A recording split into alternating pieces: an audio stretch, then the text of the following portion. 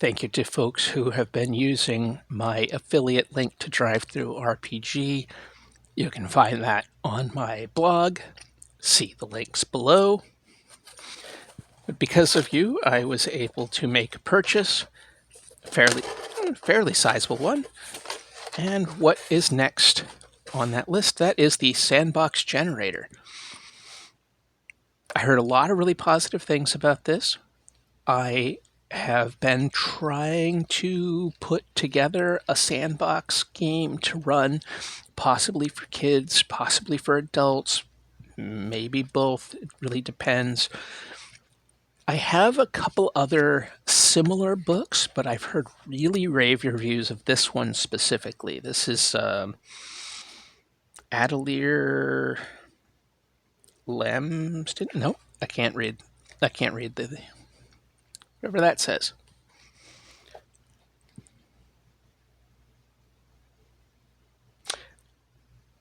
Atelier Clandestin. Let's see, all rights reserved. Yeah, cool. So what do we have? We've got hex maps, landmarks, settlements, layers, dungeons, generators, adventures at sea.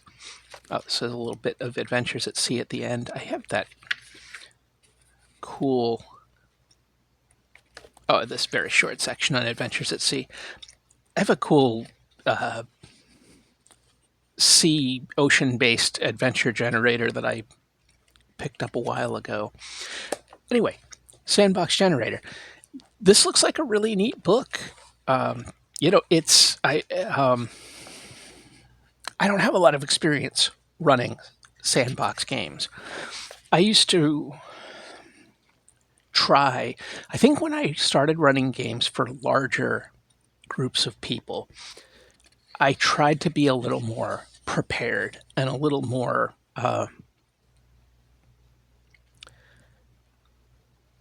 built up.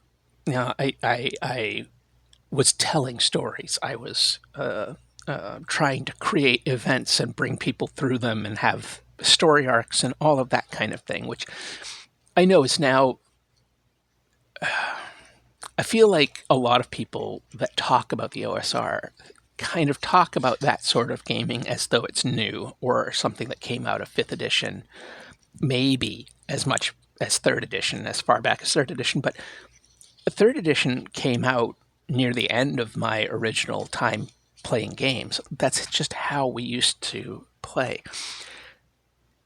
So we didn't do sandboxes a lot.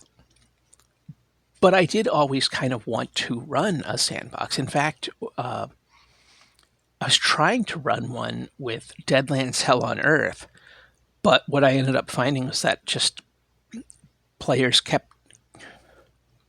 They didn't do anything if you didn't push them to do something, so it didn't work. Now, these days, I think there's a lot of good advice online about just finding the right people and setting up expectations at the beginning of the game. The way we used to game, I played with the same people time and again, and I would just kind of learn personalities. I'm like, oh, this person and that person get along, so let's have a game group together. But it wasn't always as useful as I would hope. It didn't always play out as well as I'd hope because, some players need to be told what to do, and some players find things to do. And when you have something like a sandbox, you need players that are able to find things to do and don't need to continually be pushed in order to act. So it's a different style. Anyway, I tried to run a sandbox, is what I'm saying. That we didn't have, or at least I didn't have a word for it, so I didn't know that's what I wanted. But I wanted an open-ended game where players directed what happened. And it just didn't really work that way. And I tried that also with Fading Suns. In Fading Suns, it was a little bit more like what I think the second Phandelver adventure from one of the starter sets. The I can't remember, Dragon Mountain something or other, where it was a lot of job boards. And, I actually made it was my first time using a blog. I think I was using Blogger, the website Blogger, and I had set up a Fading Suns blog where I would post news and all this sort of thing in world, and my players theoretically could look at that, read the news, and then come to me and have things that they wanted to look deeper into or ask about or what have you, so that we could then play adventures. But I couldn't even get them to look at the darn website. It came back to that. You got to chase them up a tree to get them to do anything. So it didn't work out. I don't know. I'd like to find people who are into it. Anyway, it's a lot of me jabbering about nothing. Have you checked this out? Have you run a sandbox game? Is that your preferred style of running games, of playing games? What is your preferred style? I do a lot of Call of Cthulhu. That's what I run the most recently.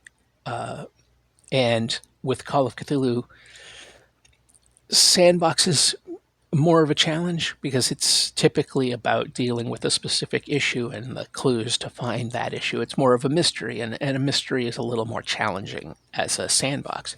Not impossible, but more challenging. I actually kind of find the idea of trying to do a big Call of Cthulhu sandbox really kind of interesting. And I've thought about that. Could I ever make it happen? Not likely. But I've thought about taking like Masks of Nyarlathotep and I think Day of the Beast and a couple others and pieces from it and several individual scenarios and kind of plucking them down on a globe and having those clues and having the characters follow them in whatever way they see fit. I think that could be really cool, but that's maybe a little bit bigger than I am able to handle. So we'll see. Looks pretty cool. Thank you to folks who are using my affiliate links. Again, check out the blog below. The affiliate link thing is on the signature at the bottom of the blog posts. Until next time, you can tell I have not had enough sleep, so I'm going to try that, but not before the rest of this box. Take care.